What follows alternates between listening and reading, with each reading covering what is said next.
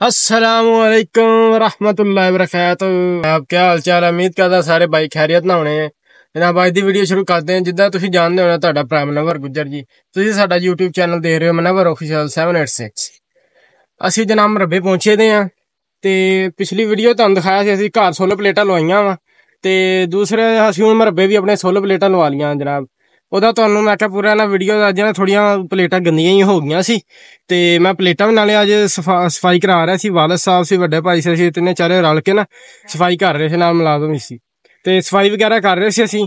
ਤੇ ਮੈਂ ਥੋੜੀ ਨਾ ਵੀਡੀਓ ਨਹੀਂ ਬਣਾ ਸਕਿਆ ਜੀ ਤੇ ਮੈਂ ਕਿਹਾ ਹੁਣ ਦੁਬਾਰਾ ਵੀਡੀਓ ਤੁਹਾਨੂੰ ਦਿਖਾ ਦੇਣਾ। ਸਫਾਈ ਕੀਤੀ ਦੀ ਹੈ ਪਲੇਟਾਂ ਦੀ ਤੇ ਤੁਹਾਨੂੰ ਵੀਡੀਓ ਦਿਖਾਣੇ ਜਨਾਬ। ਤੇ ਅੱਜ ਦੀ ਵੀਡੀਓ ਬਹੁਤ ਮਜ਼ੇਦਾਰ ਹੋਣ ਵਾਲੀ ਹੈ ਜਨਾਬ, ਤੁਹਾਨੂੰ ਵੀਡੀਓ ਵਿਖਾਣੇ ਆਪਾਂ। ਆਹ ਵੇਖੋ ਜੀ, ਅਸੀਂ ਜੋ ਨਾ 585 ਕਿਲੋਵਾਟ ਦੀ ਨਾ ਲਵਾਈਆਂ ਵਾ ਪਲੇਟਾਂ, ਤੁਸੀਂ ਵੇਖ ਸਕਦੇ ਹੋ।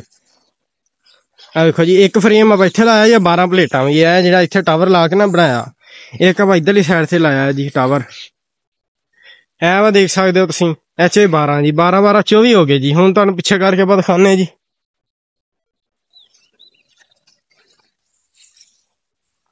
12 ਜਨਾਬ ਇੱਥੇ ਲਾਈਆਂ ਜੀ।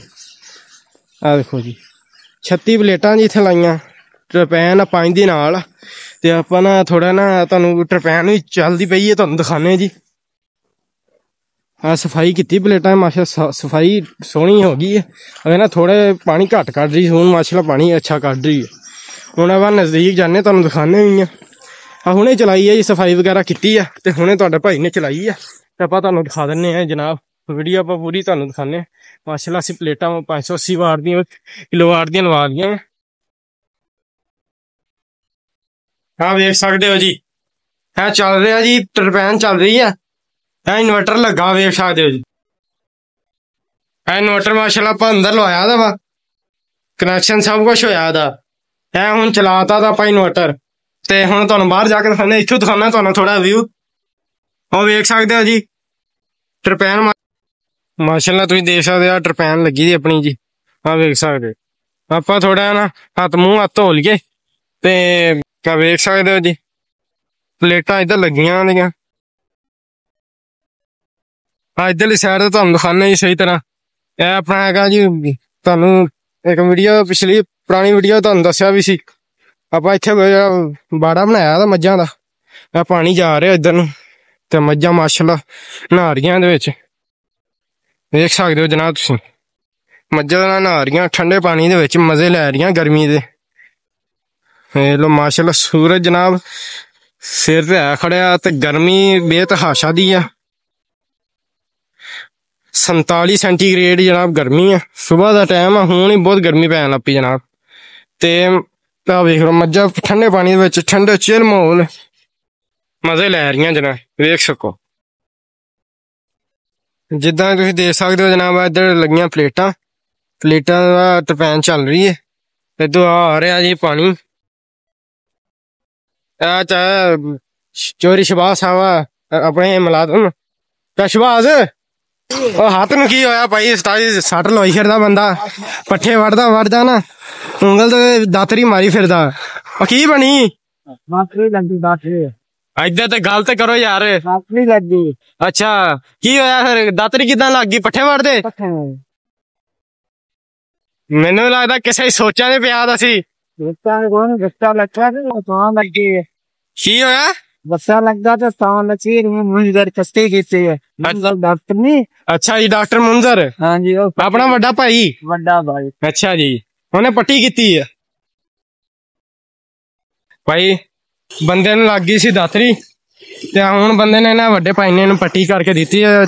ਸ਼ਬਾਜ਼ ਸਾਹਿਬ ਆਪਣੇ ਰਾਹ ਮੁਲਾਜ਼ਮ ਤੇ ਮਾਲ ਨੂੰ ਪੱਠੇ ਪੁੱਠੇ ਪਾਉਣ ਵਾਲੇ ਨਾ, ਪੱਠੇ ਵੱਢਣ ਗਏ ਦੇ ਸੀ ਤੇ ਇਹਨਾਂ ਨੂੰ ਨਾ ਦਾਤਰੀ ਲੱਗ ਗਈ ਹੈ ਤੇ ਹੁਣ ਵੱਡੇ ਭਾਈ ਨੇ ਪੱਟੀ ਪੁੱਟੀ ਕੀਤੀ ਹੈ। ਉਹ ਡਾਕਟਰ ਬਣ ਰਹੇ ਜਨਾਬ। ਆਹ ਵੇਖ ਸਕਦੇ ਹੋ ਇੱਧਰ ਆਪਣਾ ਨਾ, ਤੁਹਾਨੂੰ ਬਾੜਾ ਵਿਖਾਉਂਦੇ ਆਪਾਂ। ਇਹ ਆਪਣਾ ਬਾੜਾ ਵਾ ਸਾਰਾ, ਵੇਖ ਸਕਦੇ ਹੋ। ਇਹਦਾ ਬੋਰਡ ਲੱਗੀ, ਬੋਰਡ ਦੀ ਛਾਂ ਵਾ। ਇੱਥੋਂ ਮੱਝਾਂ ਨਹਾਵਣ ਠੰਡੇ ਪਾਣੀ ਦੇ ਵਿੱਚ, ਨਹਾਵਣ ਤੇ ਇੱਧਰਲੀ ਸਾਈਡ ਤੇ ਛਾਂ ਦੇ ਵਿੱਚ, ਬੋਰਡ ਦੀ ਛਾਂ ਤੇ ਠੰਡਾ ਮਾਹੌਲ ਹੋ ਗਿਆ ਜੀ। ਮਜ਼ੇ ਲੈਂਦੀਆਂ ਜੀ ਮੱਝਾਂ ਸਾਡੀਆਂ।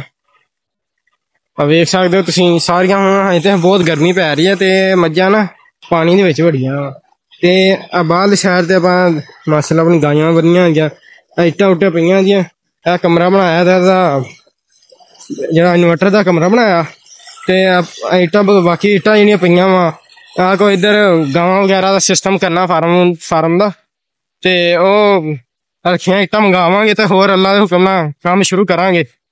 ਆਪਾਂ ਹੁਣ ਤੁਹਾਨੂੰ ਪਾਣੀ ਨਹਾਈਏ ਯਾਰ, ਗਰਮੀ ਬਹੁਤ ਜ਼ਿਆਦਾ ਵਾ ਤੇ ਆਪਾਂ ਲੱਗੇ ਜਨਾਬ ਨਹਾਣ। ਸ਼ਹਿਬਾਜ਼ ਆਪਾਂ ਨਾਲ ਆ ਯਾਰ, ਗਰਮੀ ਤਾਂ ਹੋਏ ਬੰਦੇ ਦੇ ਭਾਈ ਸੱਟ ਲੱਗੀ ਆ, ਉਹ ਕਹਿੰਦਾ ਪਹਿਲੇ ਮੈਂ ਪੱਛੇ ਹੁਣ ਵੜਨੇ ਆ ਫੇਰ ਨਹਾਣਾ ਵਾ ਆਣ ਕੇ। ਆਪਾਂ ਨਹਾ ਵੀ ਯਾਰ, ਗਰਮੀ ਬਹੁਤ ਜ਼ਿਆਦਾ ਵਾ, ਆਪਾਂ ਨਹਾ ਵੀ ਜਨਾਬ ਆਪਾਂ ਨਹਾ ਰਹੇ ਹੁਣ ਪਾਣੀ ਚ। ਗਰਮੀ ਬਹੁਤ ਜ਼ਿਆਦਾ ਸੀ, ਮੈਂ ਕਿਹਾ ਅਸੀਂ ਵੀ ਨਹਾ ਲਈਏ ਥੋੜਾ ਜਿਹਾ ਤੇ ਆਪਾਂ ਨਹਾਨੇ ਜਨਾਬ।